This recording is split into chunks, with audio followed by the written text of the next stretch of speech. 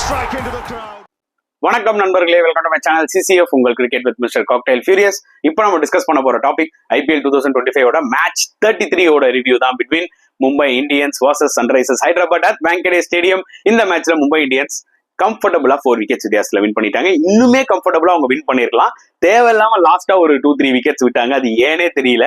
So anyway they had a good game, அதுல எந்த டவுட்டுமே இல்லை. ரொம்ப ஸ்மார்ட்டா இருந்தாங்க மும்பை இந்தியன்ஸ். அவங்க இந்த வாட்டி வந்து பாத்தீங்கன்னா SRHக்கு ஆஃபர் பண்ண பிச்சு ஒரு 2 பேஸ்ட் விக்கெட். ஏன்னா பிளாட் ட்ராக் கொடுத்தா அவங்க கச்சாமுச்சான்னு அடிச்சிருவாங்கன்னு உங்களுக்கு நல்லா தெரியும்.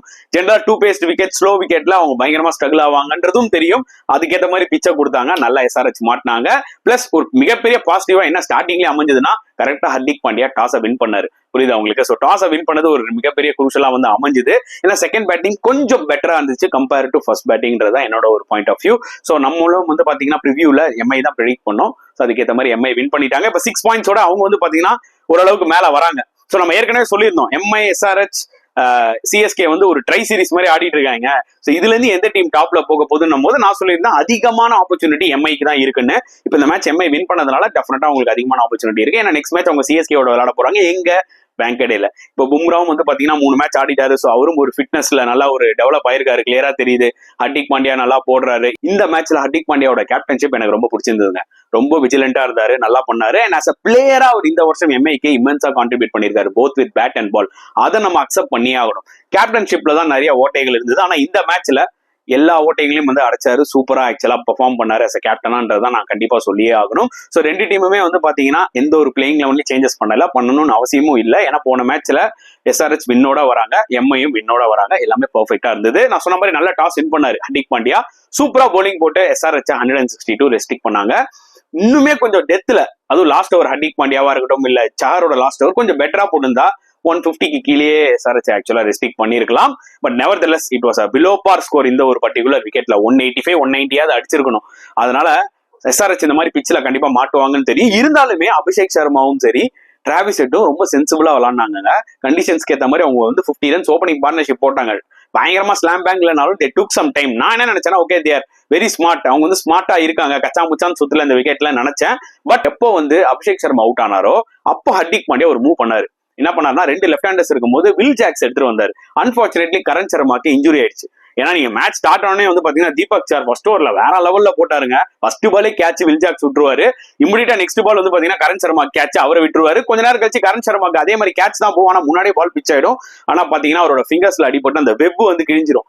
அதனால பாத்தீங்கன்னா அவரால் விளையாட முடியாது. ஸோ ஸ்மார்ட்டா ஹர்திக் என்ன பண்ணாருன்னா 2 லெஃப்ட் ஹேண்டர் ஆடும்போது வில் ஜாக்ஸை போட விட்டாரு. வில் ஜாக்ஸ் ட்ரெமெண்டஸா பெர்ஃபார்ம் பண்ணிட்டாரு. இந்த மேட்ச்ல வந்து மேன் ஆஃப் த மேட்ச் வாங்கியிருக்காருன்னா நிஜமாவே அந்த அளவுக்கு பெர்ஃபார்ம் பண்ணாரு. போலிங்லயும் சரி பேட்டிங்லயும் சரி. முக்கியமா போலிங்ல அவர் எடுத்த அந்த 2 விக்கெட் ரொம்ப குரூஷலா இருந்தது அண்ட் நல்லா டைட்டாவும் போட்டாரு. ஸோ அபிஷேக் சர்மா அவுட் ஆனதுக்கு அப்புறமே அந்த டாப் ஆர்டரும் சரி மிடில் ஆர்டரும் ரொம்ப ஸ்ட்ரகிள் ஆயிட்டாங்க. டிராவிஸ் ஹெட் கூட பெருசா மாட்டவே இல்லை. இஷான் கிஷனும் வந்து சுத்திட்டு அவுட் ஆயிட்டு போயிட்டாரு. நிதிஷ்குமார் ரெட்டியும் ஒரு ஸ்ட்ரகிளிங்கான ஒரு இன்னிங்ஸ். கிளாசன் மட்டும் ஒரு 36 அடிச்சாரு. லாஸ்டா அனிகேட் வர்மா மட்டும் வந்து ஒரு 3 6 அடிக்கலன்னு வச்சுக்கோங்களேன், 162 வந்திருக்காது. அண்ட் கிளாசன் நல்ல செட் ஆயிருக்கும் போது ஜஸ்பீர் பும்ரா பால்ல போல்ட் ஆனாருங்க. அது ஒரு ஃபுல் டாஸ் பால் தான், low full toss ball. Connect பண்ணிருக்கணும் ஆக்சுவலா கிளாசன். பட் ஸ்டில் பும்ரா அந்த ஒரு எக்ஸ்ட்ரா பேஸ், அதுதான் அவர்கிட்ட ஒரு எக்ஸ் ஃபேக்டர் இருக்கு. புரியுதா உங்களுக்கு? ஸோ எப்ப கிளாசன் அவுட் ஆனாரோ அப்பயே நான் நினைச்சேன் அந்த எக்ஸ்ட்ரா 15-20 ரன்ஸ் வராது அப்படின்னு சொல்லிட்டு. என்னதான் அனிகேத் வர்மா வந்து லாஸ்ட் ஓவர்ல 3 6 அடிச்சாலுமே ஒரே விஷயம் சொல்றேன், நல்லா புரிஞ்சுக்கோங்க. கிளாசன் வந்து ஒரு மொமெண்டம்ல இருந்தார். அது முன்னாடி ஓவர்ல தான் சஹர் ஓவர்ல அடிச்சு பிரிச்சு மேஞ்சாரு. அப்படின்னும் போது அந்த ஒரு ஃப்ளோல ஆடி இருந்தாருன்னா அந்த ஒரு எக்ஸ்ட்ரா ஒரு 15 ரன்ஸ் வந்துருக்கும். ஒரு 175 176 கூட SRH முடிச்சிருப்பாங்க. சோ பும்ரா எடுத்த அந்த கிளாசன் விக்கெட்டும் ரொம்ப குரூஷலா இருந்துச்சு. எனிவேஸ் ஓவரால் நீங்க MI போலிங் எடுத்துக்கிட்டீங்கன்னா ஆக்சுவலா எல்லாருமே நல்லா போட்டாங்க. முக்கியமா வில் ஜாக்ஸ் நல்லா போட்டாரு. சஹர் ஃபர்ஸ்ட் 2 ஓவர் பியூட்டிஃபுல்லா போட்டாரு. லக் இல்லைங்க அவருக்கு. அவர்லாம் டெத் போலர் கிடையாது. டெத்ல போடும்போது அடி வாங்குவார். ஒன்னு ஹர்திக் பாண்டியா அவரை ஃபுல் 4 ஓவர்ஸ் யூஸ் பண்ணிடணும், இல்ல டெத்ல எடுத்துட்டே வரக்கூடாது. புரியுதா உங்களுக்கு? அந்த வகையில ஃபர்ஸ்ட் 2 ஓவர்ஸ் நிஜமே நல்லா போட்டாரு. வெரி அன்லக்கின்னு தான் நான் சொல்லுவேன். சஹர் அவரை கிரிட்டிசைஸ் பண்ணவே முடியாது. அதுக்கேற்ற மாதிரி 10 போல்ட்டும் பியூட்டிஃபுல்லா போட்டாரு. பும்ராவும் அவரோட எஃபர்ட்டை போட்டாரு, அதுல எந்த டவுட்டுமே இல்லை. பட் பிக் ஆஃப் த போலர்னு எடுத்துக்கிட்டீங்கன்னா வில் ஜாக்ஸ் தான். இதுல இந்த மேட்ச்ல மிச்சல் சாண்டனருக்கு பெருசா ரோல் இல்ல. அதே மாதிரி ஹர்திக் பாண்டியா வந்து குரூஷியல் விக்கெட்லாம் எடுத்தாரு. இன்ஃபேக்ட் வந்து பாத்தீங்கன்னா அவர் வந்து டிராவிஸ் ஹெட் விக்கெட் எடுத்துருக்கணும். அது அன்பார்ச்சுனேட்லி நோ பால் ஆயிடுச்சு. இல்லைன்னா அது ஆக்சுவலா அவர் தான் எடுத்திருப்பாரு. அவரும் நல்லா பெர்ஃபார்ம் பண்ணாரு. இந்த டார்கெட் எப்படி MI அடிச்சு தூக்கிடுவாங்க நமக்கு நல்லா தெரியும். ரோஹித் சர்மா அடிப்பாரா அதுதான் எல்லாருக்குமே ஒரு மிகப்பெரிய கேள்விக்குறியா இருந்துச்சு. ஆனா இந்த மேட்ச்ல ஒரு 26 அடிச்சிருக்கலாங்க.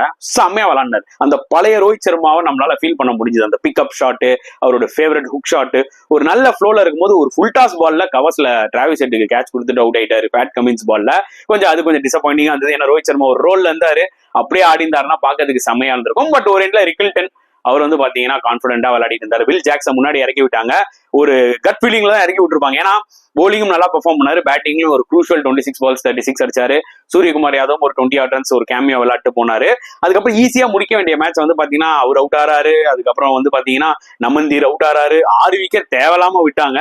ஈஸியா முடிக்க வேண்டும். ஆக்சுவலா ஈஸியா தான் முடிச்சாங்க கேம். இன்னுமே கம்ஃபர்டபுளா வின் பண்ணிருக்கலாம். அப்புறம் ஒரு வழியா திலக் வர்மா ரிவர்ஸ் ஸ்வீப் ஆடி அந்த கேம் முடிச்சு விட்டாரு. அந்த ரிவர்ஸ் ஸ்வீப் கூட பாத்தீங்கன்னா ஃபைனா பால் போகும், இல்லைன்னா கொஞ்சம் தள்ளி போயிருந்தா கூட அவரும் out ஆயிருப்பாரு.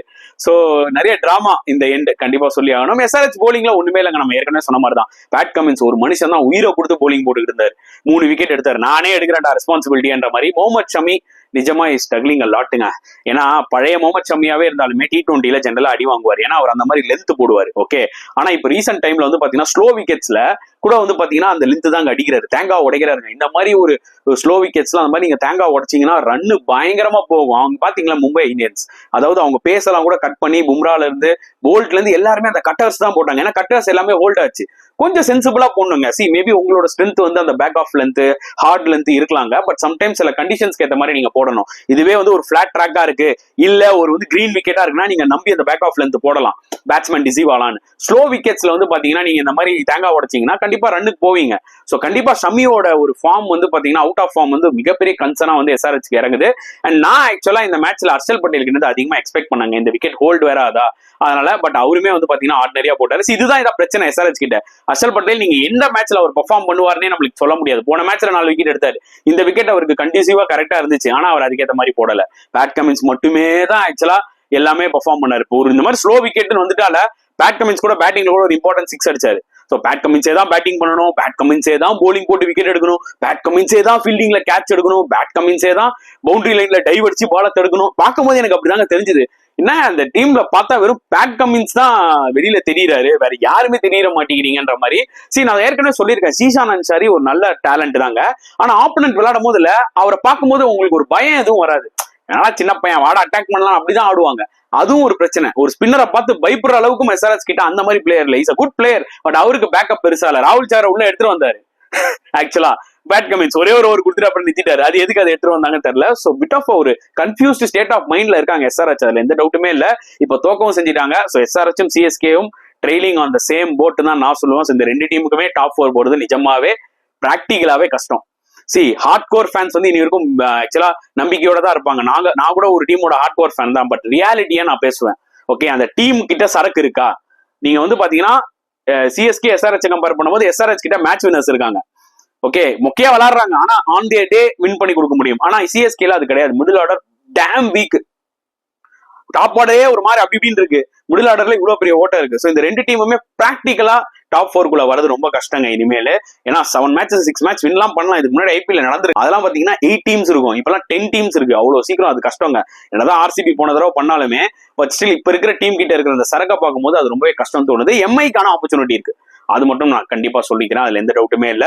Mumbai Indians will be very happy this win. கிளியரா தெரிஞ்சு ஹர்திக் பாண்டியா அப்படியே ரிலீவ்டா இருக்காரு, அது மட்டும் ஷூரா தெரியுது. போன மேட்ச் ஆல்மோஸ்ட் அவங்க தோக்க வேண்டிய மேட்சை வின் பண்ணாங்க. பாருங்க டக்குனு மொமெண்டம் எப்படி ஷிஃப்ட் ஆச்சுன்னு. பேக் டு பேக் வின்ஸ் என்னைக்குமே உங்களுக்கு ஹெல்ப் ஆகும். அதுதான் நான் கண்டிப்பா சொல்லி ஆகணும். So Mumbai will be very happy with this win. And இன்னொரு பக்கம் கண்டிப்பா எஸ்ஆர்எச் will be disappointed. நிறைய ஹோப்ஸோட வந்தாங்க இந்த டோர்னமெண்ட்ல.